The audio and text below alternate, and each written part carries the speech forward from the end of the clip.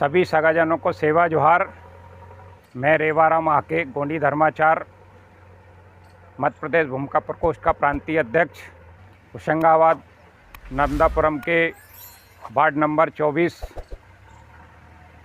आशीर्वाद नगर जय सेवा भवन नंदापुरम होशंगाबाद के तत्वाधान में मैं भीमाल पेन के 12 बहन भाइयों का वर्णन करने जा रहा हूँ, जिसमें सबसे बड़े भैया भीमाल पेन और सबसे छोटी बहन खेरोदाई से प्रारंभ कर रहा हूँ। बड़े भैया कुंवारा भीमाल पेन और माँ खेरोदाई माता सबसे छोटी बहन है, और मैं आगे क्रमवार चलें उधर ले चलो। मैं क्रमवार पूरे 12 बहन भैयों का वर्णन करने जा रहा हूँ। मंझले भैया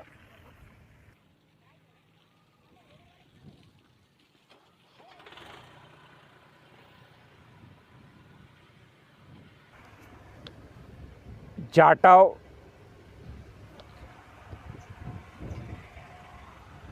तीसरे नंबर के भैया केशव,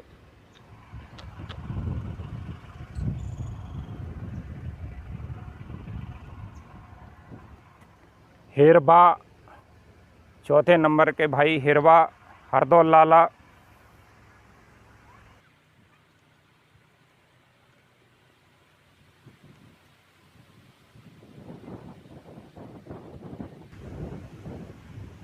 पांचवें नंबर के भाई बाना, जिसे नल और नील भी कहा गया है,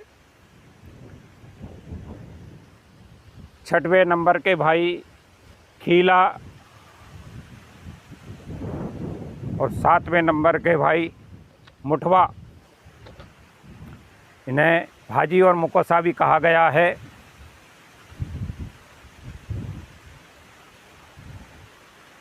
पांचों बहनों में से बड़ी बहनें पंडरी दाई,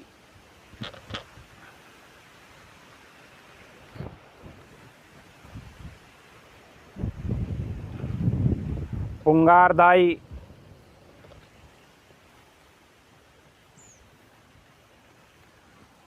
मुंगूर दाई और कुशार दाई। यहाँ 12 बहन भैया बैठे हैं, जिसका मैं वर्णन करने जा रहा हूँ। अभी मैंने क्रमवार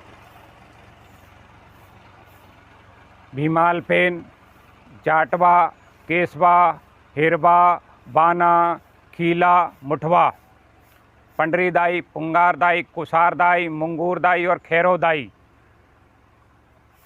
12 बहन भैयों का वर्णन किया है। इनके माता पिता का नाम भूरा भगत पिता हैं और कोतमा दाई माँ हैं,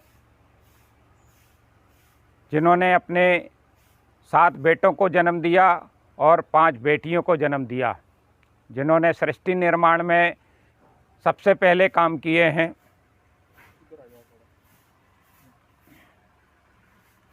भीमाल पेन भैया जब कोतमा दाई के पेट में थे, 9वां महीना कंप्लीट था, तो उन्हें जंगली फल खाने की इच्छा हुई,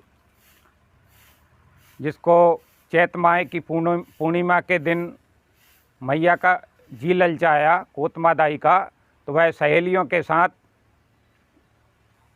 जंगल में गई। उस समय जंगल पास में होता था, आधा किलोमीटर 1 किलोमीटर के दायरे में होता था, और वहाँ एक कचार का पेड़, जिसको सर्री का मर्री कहते हैं गोंडी भाषा में, सर्री का मर्री का पेड़ मैया को दिखा और माँ का जी ललचाया, तो वह अपनी सहेलियाँ कहने लगी, मैया तुम तो शुरू हो जाओ। तो वह पक्की पक्की अचार चिरौंजी खाने लगी और कुछ थोड़े से ऊंचे लगे थे, उनके तोड़ने के लिए कुछ व्यवस्था नहीं हो पाई, तो उनकी सहेलियां जो है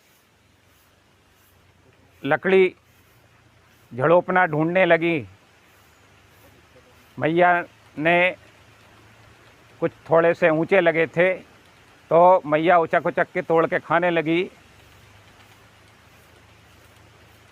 पेट में हलचल हुई, दर्द महसूस होने लगा, तो मैया ने सहेलियों से कुछ आवाज़ लगाई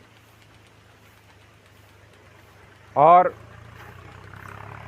जो झाड़ियाँ लकड़ियाँ ढूंढने गई थी, उसके पहले ही मैया ने सर्री का मर्री पेड़ के नीचे भीमालपेन को जन्म दिया और सहेलियों के साथ वह घर वापस आ गई। 6 दिन बाद छठी पूजन हुआ, नरा कटा और 6 साल बाद वो गोटुल आश्रम में गए शिक्षा अध्ययन के लिए। उनके गुरु महारू भूमिका द्वारा उन्हें शिक्षा दी गई और उनके 11 बहन भाई भी शिक्षा अध्ययन के लिए वहाँ गोटुल में गए और वहाँ उन्होंने 18 साल तक शिक्षा अध्ययन किया। जैसे ही 18 साल पूर्ण होते हैं तो 11 बहन भाई घर वापस आ जाते हैं और भीमालपेन भैया नहीं लौटते हैं। तो गुरुदेव से कहते हैं, गुरुदेव मैं घर नहीं जाना चाहता हूँ। तो गुरुदेव कहते हैं, क्यों भाई भीमालपेन घर क्यों नहीं जाना चाहते हो? बोले गुरुदेव कोई ऐसा कार्य बताए जिससे मैं घर ना जाऊं। तो गुरुदेव ने कहा कि समाज सेवा कीजिए। और अच्छा गुरुदेव मैं समाज सेवा के लिए जा रहा हूँ और मेरे घर से मेरे माता पिता या मेरे छोटे बहन भाई मुझे लेने आए, ढूंढने आए, तो उन्हें ये मत बताना कि मैं कहाँ गया हूँ। इस प्रकार से भीमालपेन जो है गुरुदेव से आशीर्वाद लेकर के गांव में चले जाते हैं। 15-20 लोगों को इकट्ठा करते हैं और हर गांव में भीमालपेन बजरंग व्यायामशाला खोलते हैं और वहाँ पर कुश्ती, मुश्ती, धनुर्विद्या, मल्ल विद्या आदि सिखाने का कार्य करते हैं और वर्षा का देवता भी कहे गए हैं। वर्षा का देवता कैसे कहे गए हैं? जेठ मास में पूजन विधि होती थी, तो हमारे गांव के लोग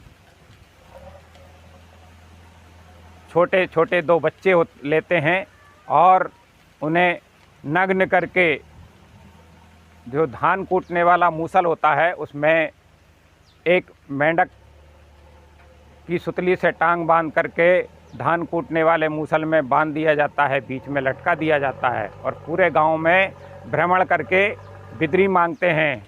और जेठ मास में अमावस्या और पूर्णिमा के दिन वो अपने गांव-गांव में दाल बाटी चूरमा बना करके भोग लगाते आते हैं। तो बजरंगबली प्रसन्न होकर के मूसलाधार वर्षा कराते हैं और बतर आने पे हम धान, कोदो, कुटकी, मक्का, ज्वार, बाजरा बो देते हैं।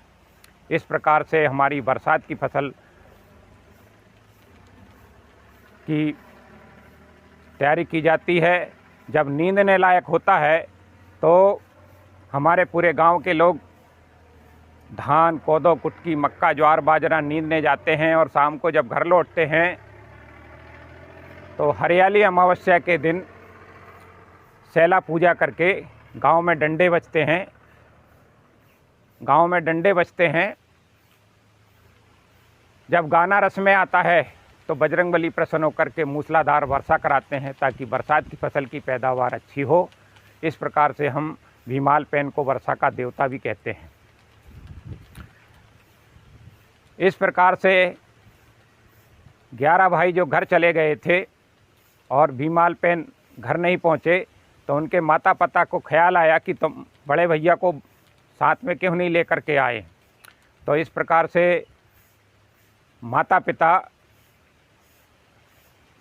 मंझले और संजले से बोलते हैं, दूसरे नंबर के भाई और तीसरे नंबर के भाई से, जाओ रे पता करो, तुम्हारे बड़े भैया को लेके आओ। बोले जी पिताजी। माता पिता का आशीर्वाद लेते हैं और माता पिता यह शर्त के करके भेजते हैं कि बड़े भैया को ढूंढ के लाओगे तो आना, नहीं तो मत आना।